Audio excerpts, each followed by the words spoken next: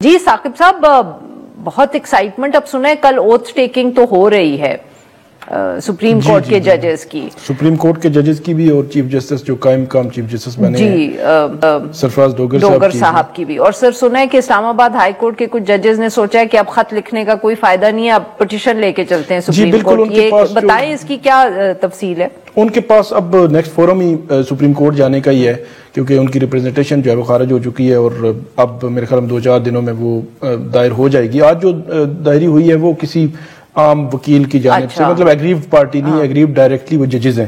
جو حلف والا معاملہ ہے اس میں کافی میرے خیال میں اس میں بھی چیزیں ہیں، کیونکہ 4 ججز نے خط لکھا تھا سپریم کورٹ کے، 4 ججز نے، 2 تو کمیشن کے ممبر تھے، اٹھ گئے تھے.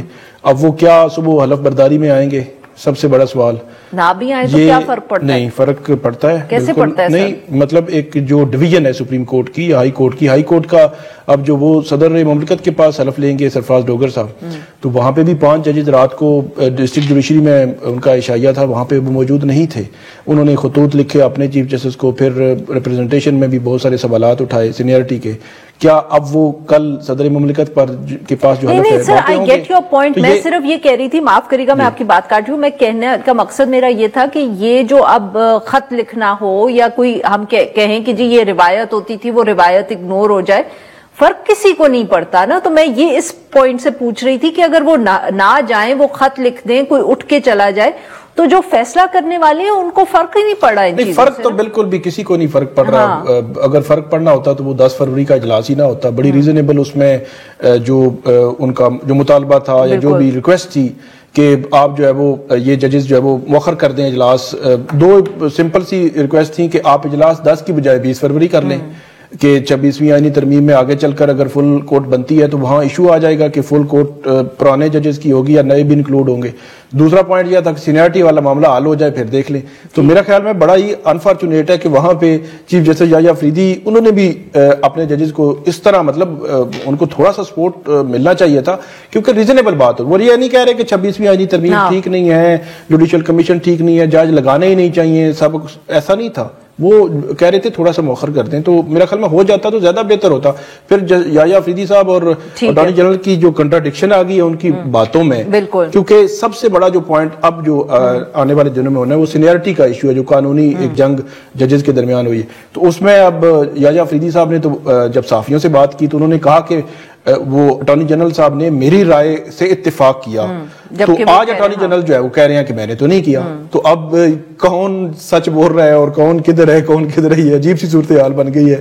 تو اس سچویشن کی وجہ سے ہی میرے خیال میں 10 فروری کو یہ کہا جا رہا تھا کہ آپ نہ جائیں اس طرح. بالکل. وسیم صاحب، سر ایک یہ تو معاملہ ہے، بٹ ویری کوئکلی کچھ IMF کی بھی ملاقات ہوئی چیف جسٹس صاحب کی، بہت قیاس رہی ہے کہ اس میں بھی یہی ایشوز شاید وہ دلچسپی رکھتے تھے IMF والے جاننے میں.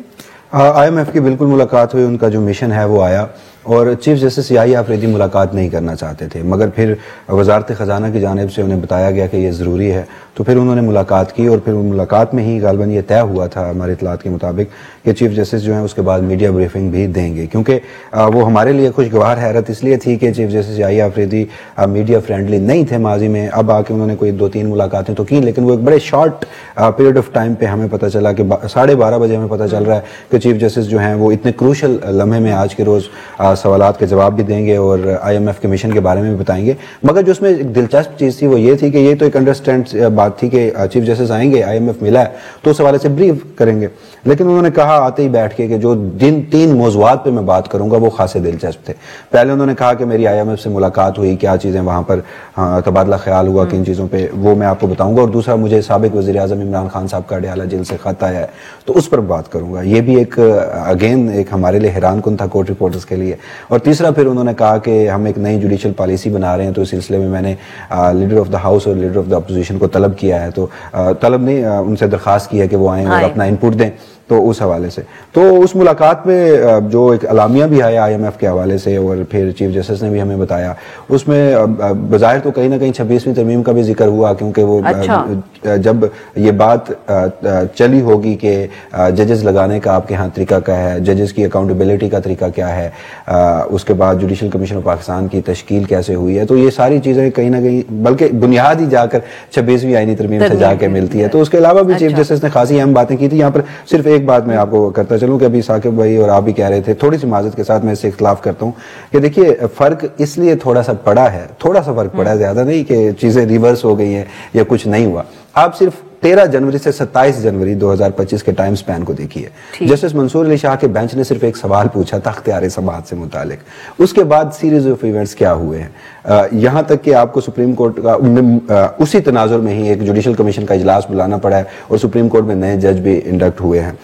اس کے بعد ایون کہ وہ بلاول بھٹو زرداری صاحب کریڈٹ لیتے ہیں کہ وہ 26ویں آئینی ترمیم انہوں نے کروائی، ایون کہ وہ یہاں تک بھی کہتے تھے کہ بروٹ میجورٹی سے بھی میں کروا لوں گا، تو انہیں بھی فلور آف دا ہاؤس کہنا پڑا کہ اگر جو جوڈیشری ہے وہ 26th امینڈمنٹ کو انڈو کر دے گی تو پارلیمان نہیں مانیں گے اس کو۔ تو فرق کہیں نہ کہیں پڑتا ہے، پریشانی اس حوالے سے ہوتی ہے۔ ادروائز ہم دیکھیے یہ ایک تلخ حقیقت ہے کہ ہماری جو جوڈیشری ہے اگر وہ اس کے فیصلے نہ ہی مانے جاتے، کتنے فیصلے انتخابات سے لے کر مخصوص نشستوں کے فیصلے تک، ابھی تک وہ فیصلے نہیں مانے گئے تھے نا، تو ہماری ایگزیکٹو فیصلوں کو نہ مانتی اور 26 امینڈمنٹ بھی نہ کرتی تو دونوں چیزیں چل سکتی تھی پیرالل۔ کن سے پوچھنا تھا؟ 26 امینڈمنٹ کرنے کا میرے نزدیک ایک سول پرپس یہ تھا کہ جوڈیشری کا سسٹم سموتھ چلتا رہے، وہ ہمیں ڈسٹرب نہ کریں، مگر وہ سموتھ نہیں چلا، جو سموتھ نہیں چلا، ڈسٹربنس تو ابھی بھی ہو رہی ہے۔